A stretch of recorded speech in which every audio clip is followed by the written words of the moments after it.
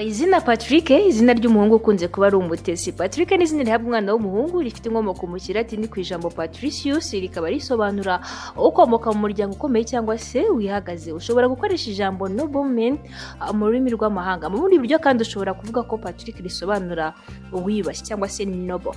Mu bihe byo hambere mu Baromani habagaho ibice bibiri, rubanda rusanzwe cyangwa se commoners ndetse n'abiyubashye cyangwa se abakomeye ari bo aba patricians cyangwa se aristocrats.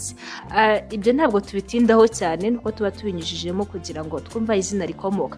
Saint Patrick cyangwa se umutagatifu Patrick ni umutagatifu wamamaye cyane ukomoka mu gihugu cya Irland kubera kuba umumisiyoneri wagendaga yamamaza inkuru nziza. Hari byinshi biranga aba Patrick rero, hari nabyo tugiye kwinjiramo cyangwa se kwibandaho, ariko mbere ko tubyinjiramo reka dusuze kandi duhe ikaze buri umwe wese uhisemo kubana natwe hano kuri Media Empire, by'umwihariko mu gice twahariye ubusobanuro bw'amazina, aho tugiye kubabwira cyangwa se kubasobanurira izina Patrick. Ngiye tugiye kubana muri iki gice ndi Isingizwe Edith, nimucikwe.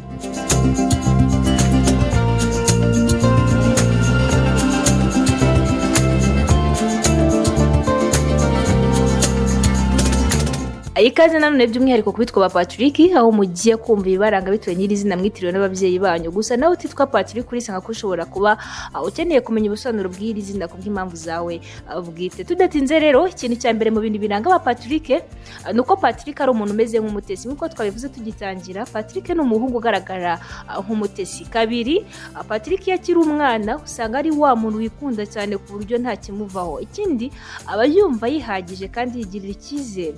Gusa yumva akeneye urukundo no gushyigikirwa n'abo mu muryango we. Ni byiza rero kumuha inshingano kuko bimufasha kudakura no kwiyemera no kuba umunebwe. Ikintu cya gatatu mu bintu biranga aba Patrick ni uko Patrick yita ku muryango we kandi aba yifuza kubana nabo mu mahoro kabone n'ubwo byaba bisaba kwitanga. Gusa iyo umuryango we nanone utabayeho mu buzima bwo kuganira no kungurana ibitekerezo, Patrick ashobora guhitamo kuwuhunga no kuba nyamwigendaho ntiyite kuba mu muryango we. Kane, Patrick yarakaye ntavuga, yongera kuvuga umujinya warangiye.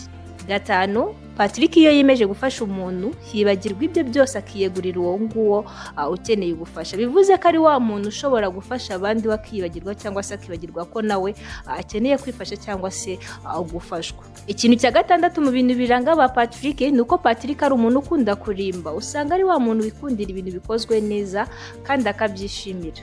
Dukomeje n'ikintu cya karindwi mu bintu biranga aba Patrick, turaganisha ku kuntu agaragara inyuma. Usanga Patrick ari umuhungu w'igikundiro, aho abakobwa benshi baba bifuza gukundana nawe. Umunani, Patrick ni umunyamahoro ndetse ni wa muntu ukunda gusabana n'abantu bose. Ikintu cya cyenda mu bintu biranga aba Patrick, usanga Patrick bashaka gukora ibintu bifite gihamya. Kubw'iyo mpamvu rero yirinda amakosa cyane. Icumi, Patrick yahawe inshingano zikora neza cyane, ariko nanone ashobora kugirana amakimbirane n'abo bakorana kuko aba yifuza ko bakora nkawe. 11, ba Patrick ahanini usanga bakunda kuririmba. Ikintu cya 12 mu bintu biranga aba Patrick ni uko Patrick akunda kubona amakosa ku bandi kuko aba yumva ko ibye byose cyangwa se ibyo yakoze byose abikoze neza buri gihe. 13, Patrick usanga ibintu bye byose bisa n'ibirimo ubwiza, uburyohe cyangwa se ubuhanzi. Muri make bikozwe neza ku buryo n'utuntu dutoya abandi batitaho usanga dutindaho cyane. Ikintu cya 14 mu bintu biranga aba Patrick ni uko Patrick usanga akunda gukora ibituma ashimisha abantu kandi bakamukunda cyane, ko agaragara nk'umuntu ushimishije, aho usanga akurura abantu kandi akaba afite imiterere ikundwa n'abantu benshi, bigatuma aba uw'igikundiro aho ari hose. 15, Patrick ni umugwaneza gusa nanone rimwe na rimwe ariyemera. 16, Patrick akunda impinduka, ahora yihuta kandi ahora ashakisha umuntu bahuza akamwumva cyangwa se umuntu umwumva kandi akamushyigikira. Ikintu cya 17 mu bintu biranga aba Patrick ni uko Patrick akunda kuba mu mwanya w'ubuyobozi, akunda kwita ku bantu, hagira ibitekerezo kandi abashaka ko abantu bamubona nk'umuntu w'icyitegererezo. 18, kwishimisha no kugira umukunzi ni ibintu Patrick aha agaciro gakomeye mu buzima bwe. Abakobwa usanga bamukunda kandi ibi bishobora gutuma acikwa akaba yaca inyuma umukunzi we. Mu rukundo aba yumva yaba afite ubushobozi bwo kwerekana ko ashoboye ibintu hafi ya byose umukobwa yamwifuzaho, kandi azi gukunda no kwita ku mukunzi we mu buryo bushimishije. Ikintu cya 19 mu bintu biranga ba Patrick nuko Patrick usanga azi kwita ku bantu, gufasha ndetse inshingano ze azifata nk'ibintu bikomeye byo kwitabwaho cyane.